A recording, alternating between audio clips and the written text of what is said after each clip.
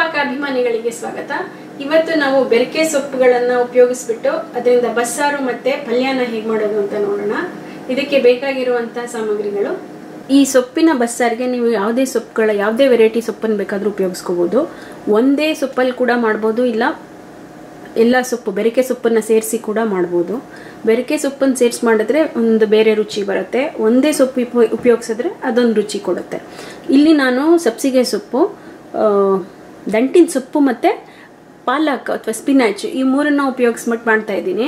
ಇದನ್ನೆಲ್ಲ ನೀವು ಚೆನ್ನಾಗಿ ತೊಳೆದ್ಬಿಟ್ಟು ಸಣ್ಣದಾಗಿ ಹೆಚ್ಚಿಟ್ಕೋಬೇಕು.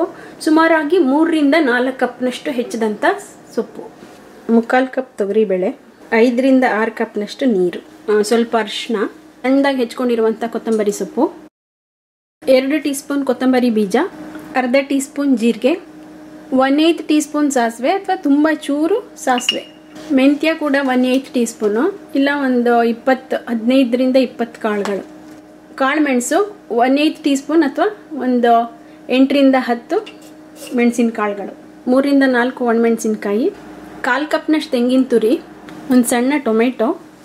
ನೀವು ಬೇಕಾದರೆ ಈರುಳ್ಳಿ ಮತ್ತು ಬೆಳ್ಳುಳ್ಳಿನ ಕೂಡ ಸಾರಿಗೆ ಉಪಯೋಗಿಸ್ಬೋದು. ನಾನಿಲ್ಲಿ ಬೆಳ್ಳುಳ್ಳಿ ಈರುಳ್ಳಿ ಹಾಕ್ತಾ ಇಲ್ಲ. ಸುಮಾರು ಒಂದು ಸಣ್ಣ ನಿಂಬೆಹಣ್ಣಿನ ಗಾತ್ರದಷ್ಟು ಹುಣಸೆ ಹಣ್ಣನ್ನು ನೀರಲ್ಲಿ ನೆನೆಸಿಟ್ಕೊಂಡಿರಿ.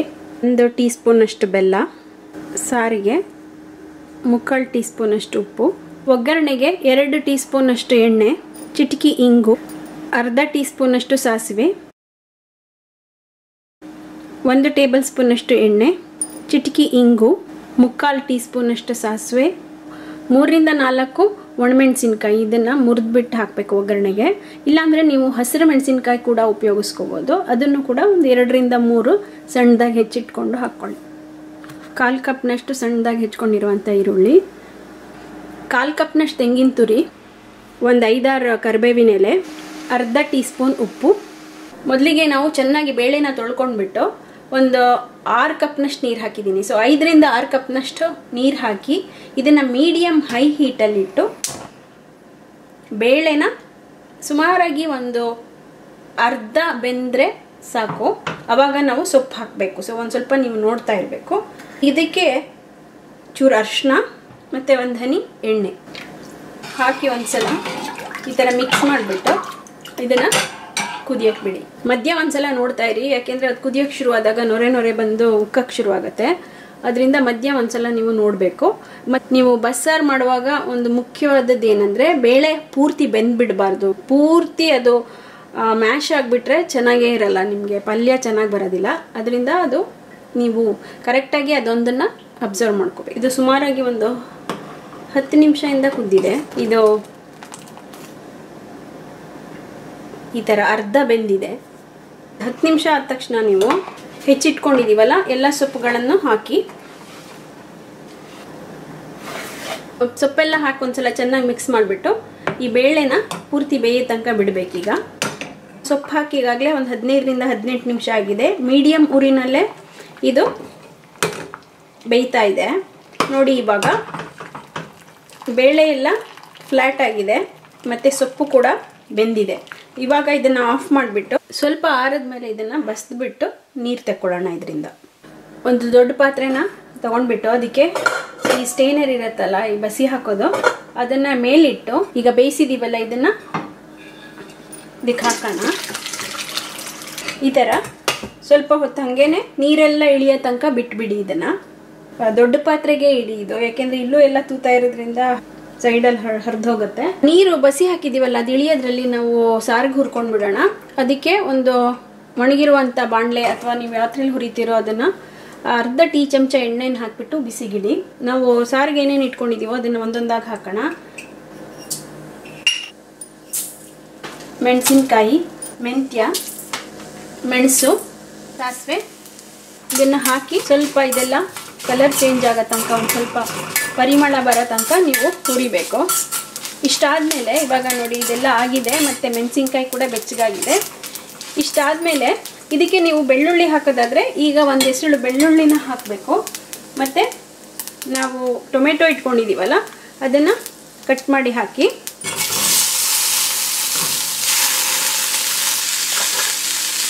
ಟೊಮೆಟೊ ನೀನು ಸಣ್ಣದಾಗಿ ಹೆಚ್ಚಬೇಕಂತೇನಿಲ್ಲ, ಯಾಕೆಂದರೆ ಇವನ್ನೆಲ್ಲ ತಿರುಗೋದ್ರಿಂದ ಸ್ವಲ್ಪ ದಪ್ಪಾಗಿ ದೊಡ್ಡದಾಗಿ ಹೆಚ್ಚಿದ್ರೂ ಪರವಾಗಿಲ್ಲ. ಮತ್ತು ಈ ಕಾಯಿನೂ ಹಾಕ್ಬಿಡೋಣ.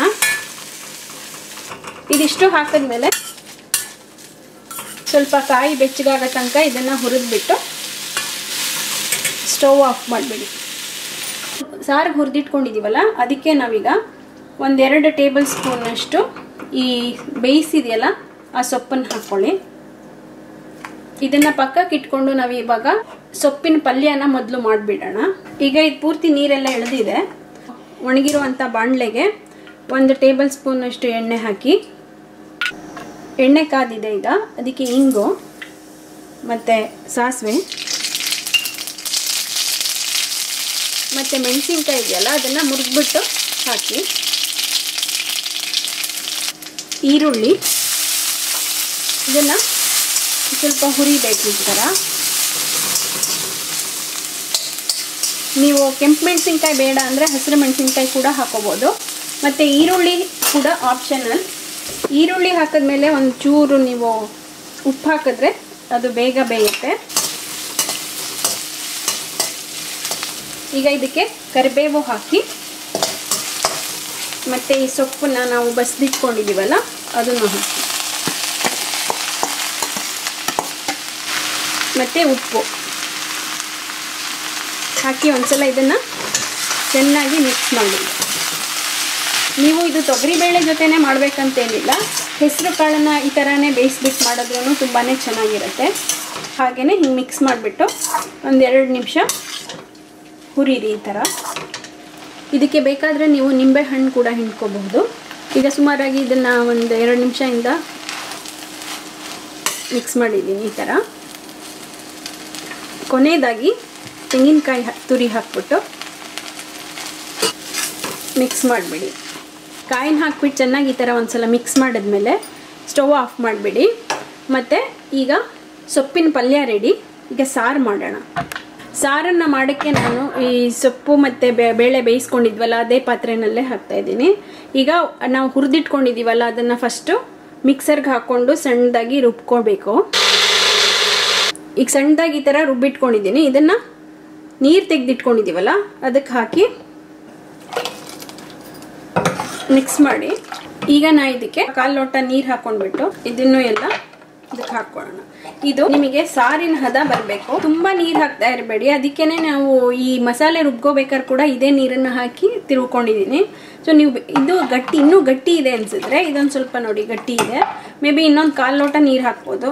ಅದರಿಂದ ಗಟ್ಟಿ ಆದರೆ ಇನ್ನೊಂದು ಸ್ವಲ್ಪ ನೀರು ಹಾಕ್ಕೊಳ್ಳಿ, ಇಲ್ಲ ಅಂತಂದರೆ ಇದೇ ಥರ ಕುದಿಸ್ಕೋಬೋದು. ಈಗ ಇದನ್ನು ಮೀಡಿಯಮ್ ಹೀಟಲ್ಲಿ ಇಟ್ಬಿಟ್ಟು ಇದಕ್ಕೆ ನಾವು ಉಪ್ಪು ಮತ್ತು ಬೆಲ್ಲ ಇಟ್ಕೊಂಡಿದ್ದೀವಲ್ಲ ಅದನ್ನು ಹಾಕಿ ಸ್ವಲ್ಪ ಕುದಿಯಕ್ಕೆ ಬಿಡಿ. ಇದನ್ನು ಸ್ವಲ್ಪ ತಿಕ್ಕಾಗಿರೋದ್ರಿಂದ ಇದಕ್ಕೆ ಇನ್ನೊಂದು 1/4 ಲೋಟದಷ್ಟು ನೀರು ಹಾಕ್ತೀನಿ, ಕುದೀಲಿ. ಹುಣಸೆ ಹಣ್ಣನ್ನು ನೆನೆಸಿಟ್ಕೊಂಡಿದ್ದೀವಲ್ಲ ಅದನ್ನು ಕೂಡ ಚೆನ್ನಾಗಿ ಕಿವಿಚಿ ಅದರ ರಸನೂ ಕೂಡ ಇದಕ್ಕೆ ಹಾಕ್ಬಿಡಿ. ಒಂದ್ಸಲ ತೊಳಸ್ಬಿಟ್ಟು ಚೆನ್ನಾಗಿ ಕುದೀಲಿ. ಈಗ ಇದು ಸಾರು ನೋಡಿ ಈ ಹದ ಬರಬೇಕು, ಸಾರಿನ ಹದ ಸ್ವಲ್ಪ ನೀರಾಗಿ ಈ ಥರ ಇರುತ್ತೆ. ಇಷ್ಟು ಬರೋದಕ್ಕೆ ನೀವು ಎಷ್ಟು ನೀರು ಬೇಕೋ ಅಷ್ಟನ್ನ ನೋಡಿ ಹಾಕ್ಕೊಳ್ಳಿ. ಮೀಡಿಯಮ್ ಉರಿನಲ್ಲಿ ಸುಮಾರಾಗಿ ಒಂದು 5-6 ನಿಮಿಷದಿಂದ ಚೆನ್ನಾಗಿ ಕುದೀತಾ ಇದೆ. ಈಗ ಈ ಬಸ್ಸಾರು ಆಗಿದೆ. ಇದಕ್ಕೆ ಈ ಕೊತ್ತಂಬರಿ ಸೊಪ್ಪನ್ನು ಹೆಚ್ಚಿಟ್ಟಿದ್ದೀವಲ್ಲ ಅದನ್ನು ಹಾಕೋಣ. ಕೊತ್ತಂಬರಿ ಸೊಪ್ಪನ್ನು ಹಾಕಿ ಮಿಕ್ಸ್ ಮಾಡಿದ್ಮೇಲೆ ಸ್ಟವ್ ಆಫ್ ಮಾಡಿಬಿಡಿ. ಈಗ ಇದಕ್ಕೆ ಒಗ್ಗರಣೆ ಹಾಕಿದ್ರೆ ನಮಗೆ ಬಸ್ಸಾರು ರೆಡಿ.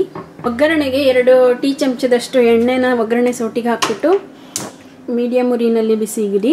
ಎಣ್ಣೆ ಕಾದ್ಮೇಲೆ ಇಂಗು, ಸಾಸಿವೆ